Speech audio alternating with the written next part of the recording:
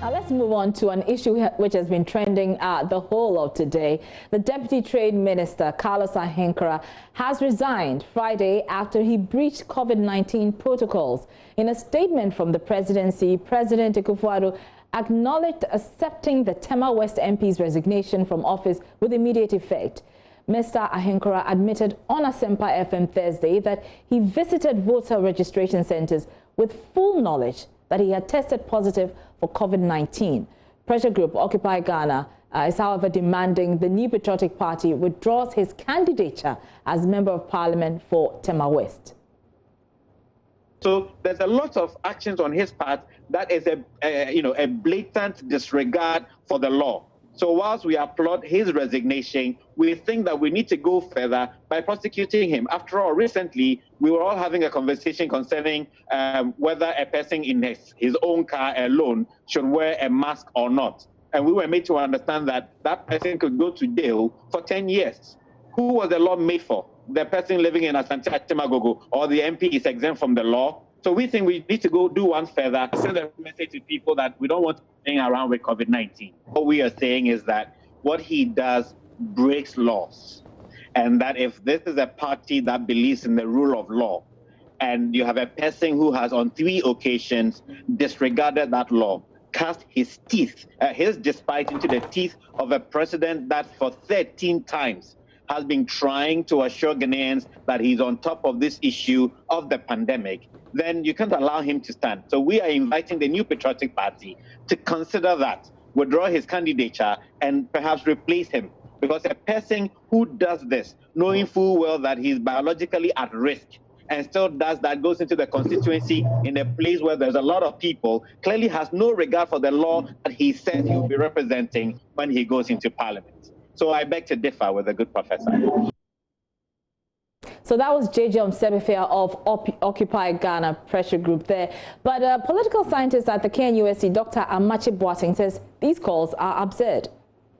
The first president of the land, Nkrumah, was in prison when people voted for him.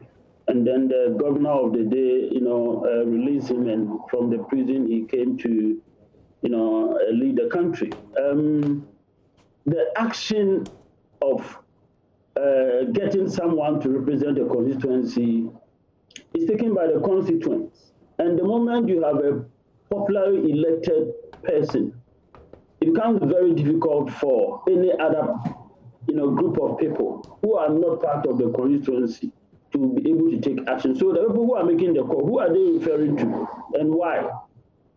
Are they in a way suggesting that the whole constituency go into some sort of a referendum or something to take such a decision? Who is to take that decision? So politically, it sounds a little absurd, actually, because the decision, the decision makers themselves are not complaining. So you and I sitting outside here cannot really, cry for them. So I think that particular call is a little absurd, actually. It should come from the delegates in the constituency. And if the delegates collectively are to take a decision, then we are suggesting we go into some sort of a referendum there, some sort of such an arrangement to let them express their position on the issue. Maybe that is what the call is for. In the absence of that, I really don't get it. All right, this is your election headquarters, and we go back to our earlier story where Deputy Trade Minister Carlos Ahenkorah has resigned, and in a statement from the presidency, President Akufo-Addo acknowledged accepting the Tema West MP's resignation from office with immediate effect. Mr. Ahenkorah admitted on Asempa FM Thursday that he visited a voter registration center with the full knowledge that he had tested positive for COVID-19. Well, pressure group OccupyGhana are demanding the MPP withdraws his candidature as Member of Parliament for Tema West. We earlier heard J.J. Sebefia. He's with Occupy He joins us via Zoom for more on their position on this. Thank you very much for your time. I'm sure you've heard, the position of some analysts and some, political analysts, if you like. Now, he's given up the deputy ministerial job. Isn't that enough?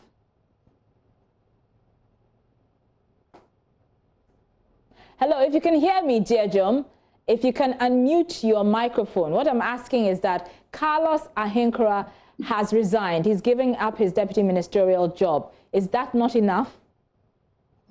Unfortunately, it isn't, because clearly what we need to understand is that there's some legal powers that have led us into these kinds of discussions to begin with.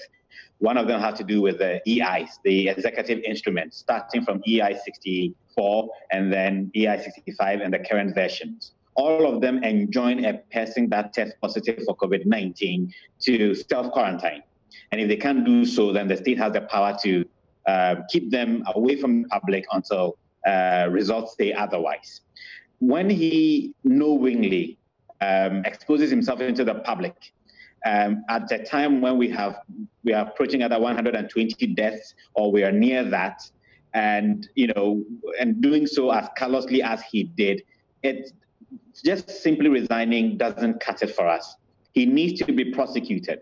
You know that, and especially on your network, we've had these conversations concerning whether a person who is in the car alone and does not wear a mask needs to be arrested or not. So if that person who does that was at risk of going to jail for 10 years, why is the deputy minister being treated differently? In addition to that, we have a 2018 law, the public health law, that actually criminalizes, going out there, having a virus or some communicable disease and not staying indoors until you're negative. And so these laws put together actually done well-nigh criminal and mock of the various EIs and laws that we have enacted in safe and secure from the virus. All right, Jejom, but how do you respond to the argument being made by some that, he was elected through a democratic process? You can't just yank him off the candidature just like that. Due process must be followed. How do you respond to that? And that's the reason why we are appealing to the New Patriotic Party in the constituency to do the needful and withdraw his candidature. By doing so, they are the ones themselves they are helping. For example, this candidate will go into the contest having knowingly tested for positive for COVID-19 and still engaging in public actions that have put others in danger. In addition to that, he has also had his job. He's lost his job because he resigned, even though we would have been happier if his appointment was rather terminated. So when you have all these together, that intent, knowing that you're COVID-19 positive and still going ahead and mingling with the populace, speaks to a certain callousness, a certain negligence that is almost unforgivable. And how they're going to be able to sell a candidate on that score beats us. And so we think then that they should do the needful and realize that if he's no longer fit enough to be deputy minister, then he absolutely is no longer fit enough to represent Tema West constituency in parliament. All right, many thanks for your time. That is Jejom Segbefia. He is with pressure group Occupy Ghana. Now,